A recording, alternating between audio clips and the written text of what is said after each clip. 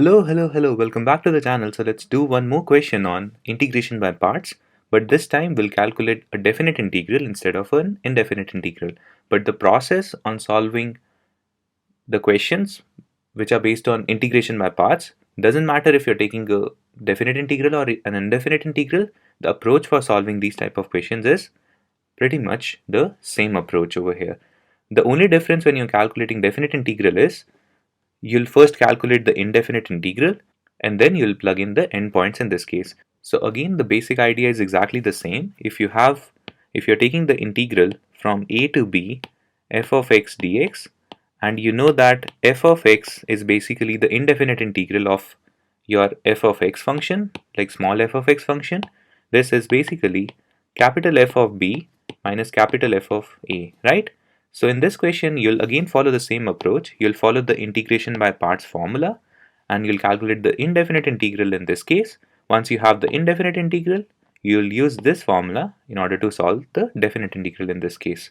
So whatever answer you'll get as an indefinite integral, you'll first substitute pi in the indefinite integral expression, the answer, and then you'll subtract it by substituting x equals 0 in the same indefinite integral answer. Don't worry if this seems complicated to you at this time. We'll solve the whole question in this video in order to get a full idea, the complete idea about how we solve the definite integrals using integration by parts approach. So again, before solving this question, I would highly suggest you to first watch my previous two videos on the calculations of indefinite integral using integration by parts, because those videos will give you a full understanding about how to integrate indefinite integrals using integration by parts and how you can use this formula effectively to calculate your answers when you have integration by parts questions. So again, now in order to simplify this question, let's calculate the indefinite integral first, and once we have the indefinite integrals, we'll plug in the endpoints in order to calculate the definite integral, right? So the basic question now can be simplified to just calculating the integral of x sine x in this case, right? So now in order to solve these type of questions, we know that the first approach, the first step is to identify our first function and the second function, right?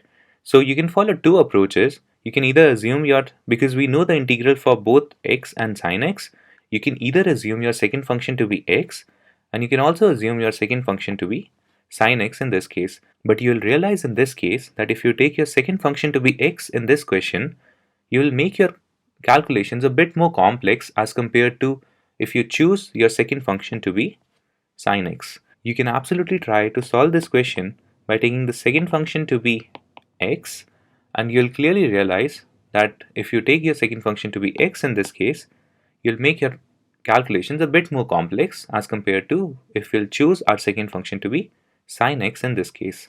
I would highly suggest you to solve this question assuming the second function to be x, so that it's easier to realize why this case would be a bit more complex than assuming the second function to be sine of x. So that is why in this question we'll assume our first function to be x and our second function to be sine of x in this case.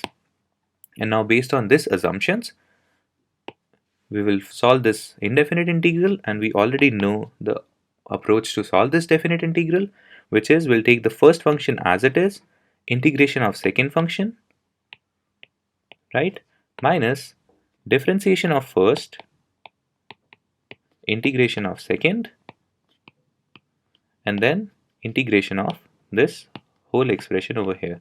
And at last, since in this case we are calculating an indefinite integral, we'll add the constant of integration in this case, right? So now if we simplify this down, the first expression would be x times integral sine x is minus cos x, right?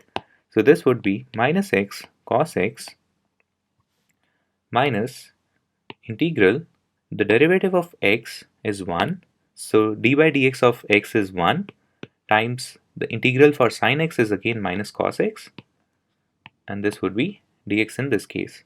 So you have a negative sign over here, you have a negative sign over here, so it will become positive.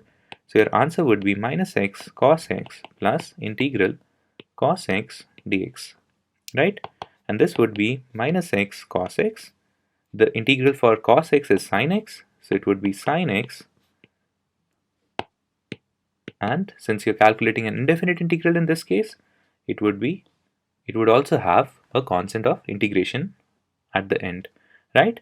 So now you have solved the indefinite integral for that, but your original question was to calculate the integral for x sine x dx with your endpoints from x equals 0 to x equals pi, right? And now in order to solve that, we know the basic approach on how to solve these definite integrals when we have the indefinite integral answer. So we'll first substitute x equals pi in this equation, and then we'll substitute x equals 0 in the whole equation, and then we'll subtract both of these equations in order to get the final answer, right? Which we also represent as calculating minus x cos x plus sin x plus c, and in this case your endpoints are x equals 0 to x equals pi, so you also represent this definite integral as this one, right? X equals 0 and x equals pi. So this basically means that you are first substituting x equals pi in this equation, and then substituting x equals 0 in the same equation, and then subtracting both of these equations. I'm sure you must have come across this notation in your math courses as well, right? So now we'll solve this question. So it would be minus pi cos pi plus sin pi plus c minus 0 times cos 0 plus sine of 0 plus c. So this would be minus pi cos pi is minus 1, right? So it would be pi, sin pi is 0, c would be c, minus of 0 times cos 0 is 0, sin 0 is 0, and you have c over here. So this c will cancel out with this c, and you only have pi remaining in the whole expression, right? So your final answer to integral x sine x dx from x equals 0 to x equals pi would simply be pi in this case, and this would be your final answer. So that's it for this video.